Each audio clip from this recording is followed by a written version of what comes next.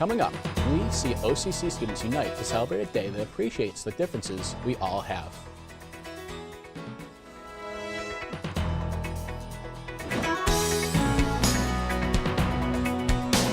Now, from the EMC studio at Onondaga Community College, this is OnTV Update. Good afternoon and welcome to OnTV Update. This is Friday, April 20th. I'm Jacob Cornell. And I'm Nolan Barth. Last Wednesday was Unity Day, when students of all faith, race, and sexual orientation came together to celebrate diversity. It was hard to pass up the many free activities on campus in the halls of Gordon, Mawhinney, and Coulter. They kept everyone thinking about unity throughout the day. These festivities have taken over OCC. From a photo booth to t-shirt decorating, food, and wristbands, the halls of Gordon and Mawhinney Hall are full of faces all celebrating Unity Day. It's an event brought together by students and parts of the Diversity Council to promote and engage diversity on the campus. So I'm just kind of overseeing everything that's going on, and we're all just having a good time. Unity Day is more than about the festivities. It's about being unified as a team or as a group as a whole. Some people believe it just means to accept you for who you are. The best way to decrease ignorance is through experience. And so if students are able to taste other cultures literally and figuratively today with the food and the events, then maybe that will make them a little more open to other people. The students here are getting involved too, taking action to end stereotypes on OCC, whether it's helping people stay informed or simply helping them participate in activities. Right now we're at the bracelet stand and you can make these cool little bracelets. There's a photo booth, there's a bunch of different food around campus, pretty much of all different nationalities. You can write on the windows, which is fun. The windows decorated in Mawhinney are both students and faculty at OCC telling the rest of campus that everyone is accepted here and everyone is united. Unity Day is just one of many events scheduled at the college. To get involved or find out what's next, go to calendar.sunyocc.edu. The OCC Players' spring production of Harvey is right around the corner. The actors are getting ready for the opening night next weekend. They've been rehearsing for weeks now. Next Saturday, for the first time ever, interpreters for the deaf and hard of hearing will be right on a stage, shadow signing during the show. That special performance is Saturday, April 28th at 8 p.m. with a matinee at 2 o'clock. Tickets for OCC students will be $5. Tickets for faculty are $7 and guests pay $10. On Wednesday, April 25th, come out and help spread awareness about the One Love Foundation, an organization that strives to spread love and help build healthy relationships across America. Learn about healthy and unhealthy relationships, their mission to end relationship abuse, and donate and get your run on the Love Foundation run from 11 a.m. to 12:30 p.m. at the SRC Arena here on campus. Don't forget about graduation. Commencement is coming up fast and will be held in the SRC Arena on May 12th at 10 a.m. If you or your relatives can't make it, the ceremony will also be live on the college's website at sunyocc.edu. After Hurricanes Irma and Maria, states like Florida and Louisiana and Texas are making a speedy recovery. Puerto Rico's problems are just getting larger. We went to La Casita in Syracuse to listen to Puerto Ricans talk about the problems their home faces. The La Casita at the Lincoln Building in Syracuse is a beautiful place to go visit and learn about Hispanic culture. But today is not about celebration. It's about conversation. So now Puerto Rico owes $74 billion in debt. Boricuas, the native term for Puerto Ricans from across the Syracuse area, tell the tales of hardship they have seen when visiting home after Hurricane Irma and Maria. The storms may be over, but the problems in Puerto Rico have grown in the form of debts and living conditions. Many people are worried about the recurring storms year after year and if Puerto Ricans will still need to pay the debts as the years go by. There should not be one penny paid on that debt. Any resources should go to rebuilding Puerto Rico. The storm balled it right out. His mango, all of it was gone. La palma, el coco, guineo, plátano, gone. They are entitled the same as Texas, the same as Florida. They're entitled to the same rights and protections. According to the census, many Puerto Ricans decided to leave the island rather than suffer through the slow process of rebuilding. To get involved with efforts to help those who remain on the island, go to redcross.org/hurricane. This month, Boy Scout Troop 22 in DeWitt teamed up with volunteers from the Southwood Volunteer Fire Department for their annual pancake breakfast. The money raised helps pay for the troop's events all year. This is tradition that dates back to the earliest days of Troop 22. The breakfast includes pancakes, eggs, sausage, and coffee. Parents and troop leaders do the cooking, while scouts serve the meals to all of their guests. The reason that pancake breakfast is special is because we also work with the DeWitt Rotary. We help facilitate their pancake breakfast. It's really cool. And we've just been doing it for years. We've done it so many times. It's down pat, good to go. The Scouts will also be helping the Rotary with their annual pancake breakfast, which is coming up on May 8th in the parking lot of Shoppingtown Mall. Food is served from 7 until 2 o'clock. Coming up, we'll take a look at the weather through the rest of the day, and we'll have a 5-day forecast. Plus, we go to the Southwood Volunteer Fire Department to take a closer look at how winter weather can affect firefighters on the job. Stay tuned after the break for more.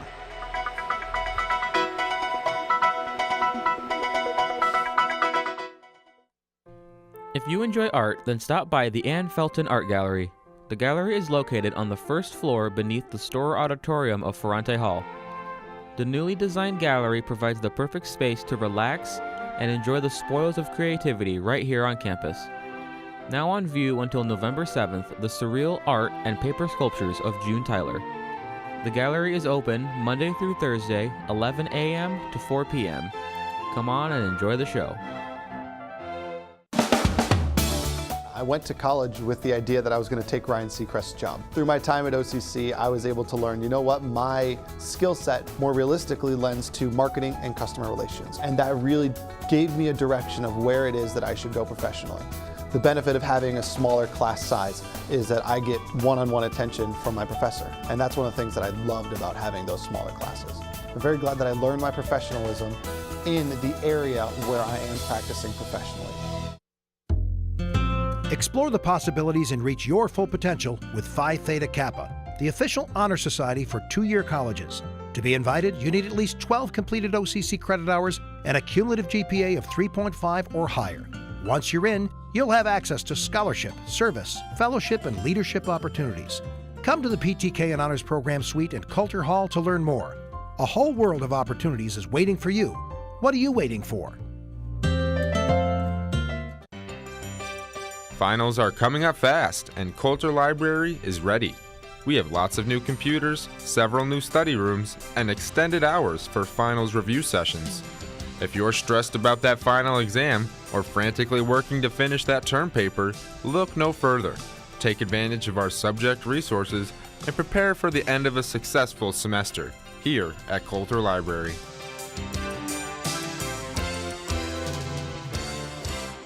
When I got to high school, I had two phenomenal teachers that inspired me. I knew that I wanted to inspire students like she inspired me. If I can get a student to take another math course, I feel like it's a huge success. I think there aren't that many people in their lifetime who find the perfect job. And for me, this has been the perfect job.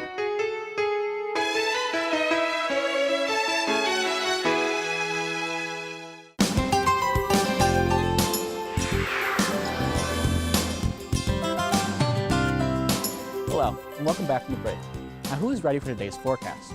According to the Weather Channel, it's going to be rather gloomy out there, with cloudy and overcast skies.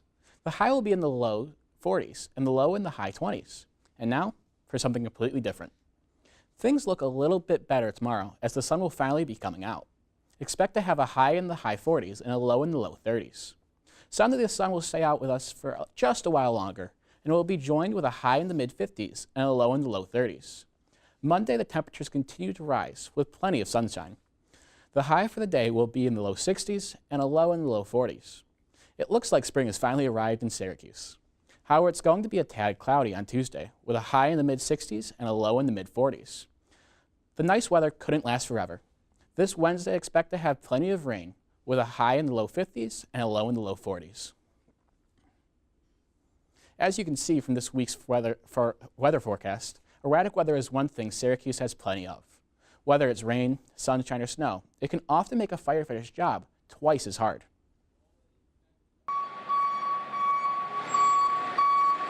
In Syracuse, the weather can turn on a dime. However, the Southwood Volunteer Fire Department can't take a day off. You know, there's a lot more struggles in the cold than there is in the heat. In the cold, it's really about, you know, the equipment that takes the toll. In the heat, it's really about the firefighter that takes the toll. For the most part, it affects us getting here for a call. How the roads conditions are, if they're slippery, full of snow. Chief Tom Bouvier says that Syracuse's erratic weather only makes their job harder. When you're out there 6-7 hours and your toes literally start to freeze, you know, your fingers, you can't feel your fingers because they get so cold. It may not look it now, but Southwood was covered in snow a few weeks ago. Syracuse is known for its harsh winters, and often fire hydrants can become buried in snow. And we do sometimes get a crew to go out and shovel hydrants, and a lot of these neighbors around here in the neighborhood will clean their hydrants for us. You know, they say a fire spreads, you know, doubles in size, like in 30 seconds. So, you know, if we got to take 2 minutes to clear off a fire hydrant just to hook up water, you know, that fire is growing immensely. A determined fire chief trying to combat the turbulent weather. The Southwood Volunteer Fire Department has so far had 13 calls this month alone, and a whopping 73 calls this year in total. If you are interested in volunteering, you can visit their website, southwoodfd.com, and fill out an application. It looks like power has been restored to most National Grid customers after a severe storm hit central New York last Monday. According to Syracuse.com, more than 30,000 people lost power. We found several pictures shared by families around Oswego County. As you can see, the storm caused severe damage. The 50-mile-per-hour wind knocked over trees, some crashing into houses, others bringing down power lines and blocking roads. National Grid crews spent days restoring the power outages. Coming up next, we'll talk OCC sports, which you know I can't wait for, as I'm OCC's main sports guy. We'll also have a recap of scores and highlights this week with Ontv Update's Mark Schrader. Plus, we go inside the dome for a closer look at muddle-crunching world of monster trucks and hear from some of the popular drivers right before their competition.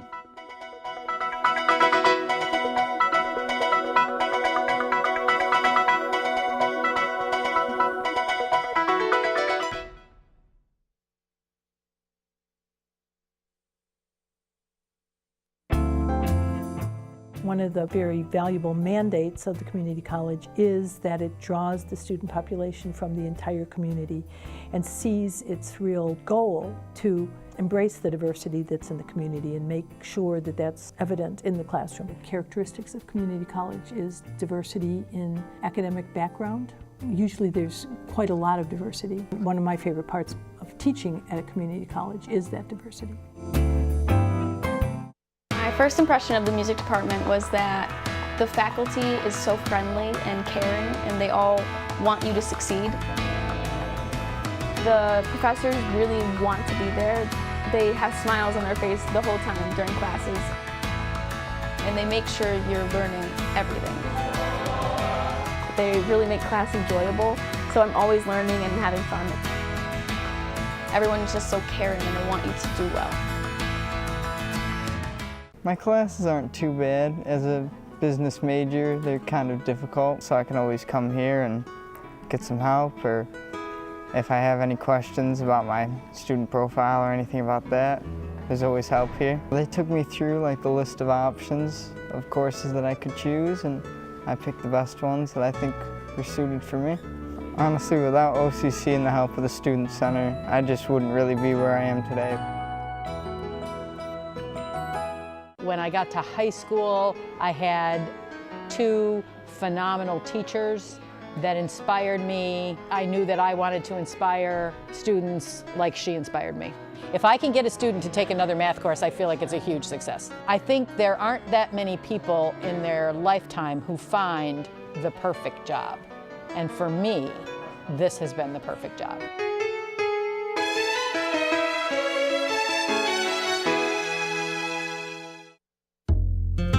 Explore the possibilities and reach your full potential with Phi Theta Kappa, the official honor society for two-year colleges. To be invited, you need at least 12 completed OCC credit hours and a cumulative GPA of 3.5 or higher. Once you're in, you'll have access to scholarship, service, fellowship, and leadership opportunities. Come to the PTK and Honors Program Suite in Coulter Hall to learn more. A whole world of opportunities is waiting for you. What are you waiting for?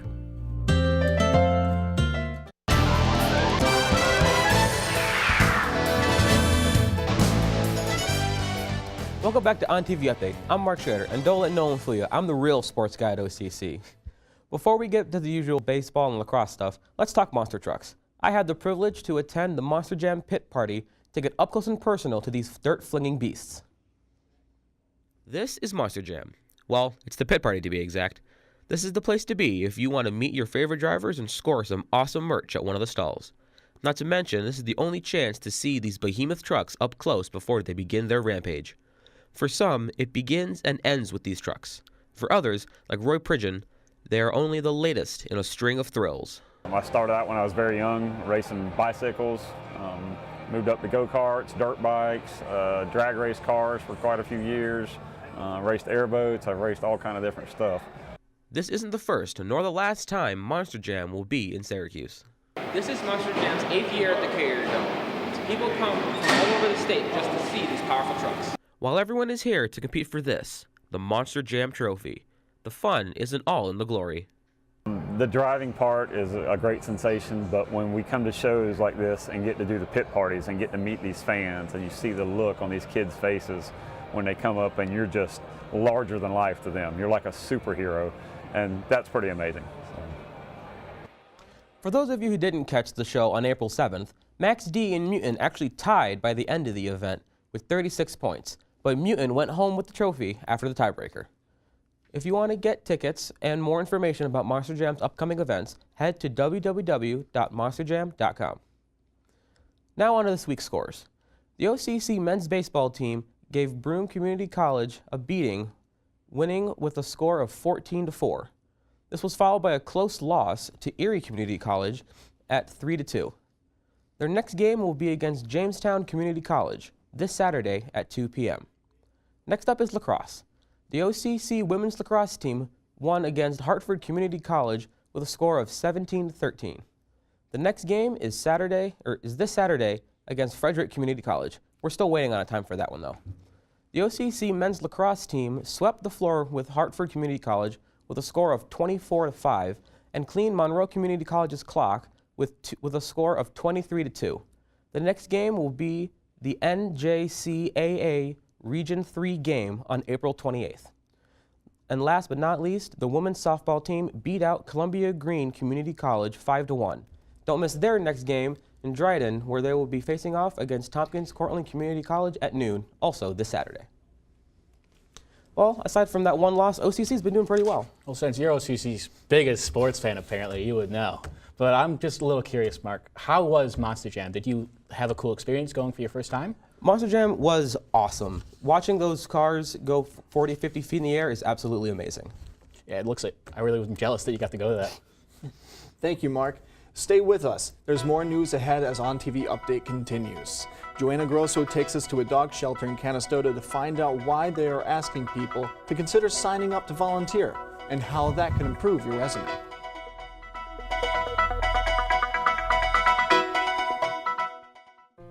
If you enjoy art, then stop by the Ann Felton Art Gallery. The gallery is located on the first floor beneath the Storer Auditorium of Ferrante Hall. The newly designed gallery provides the perfect space to relax and enjoy the spoils of creativity right here on campus. Now on view until November 7th, the surreal art and paper sculptures of June Tyler. The gallery is open Monday through Thursday, 11 a.m. to 4 p.m. Come on and enjoy the show. When I got to high school, I had two phenomenal teachers that inspired me. I knew that I wanted to inspire students like she inspired me. If I can get a student to take another math course, I feel like it's a huge success. I think there aren't that many people in their lifetime who find the perfect job. And for me, this has been the perfect job.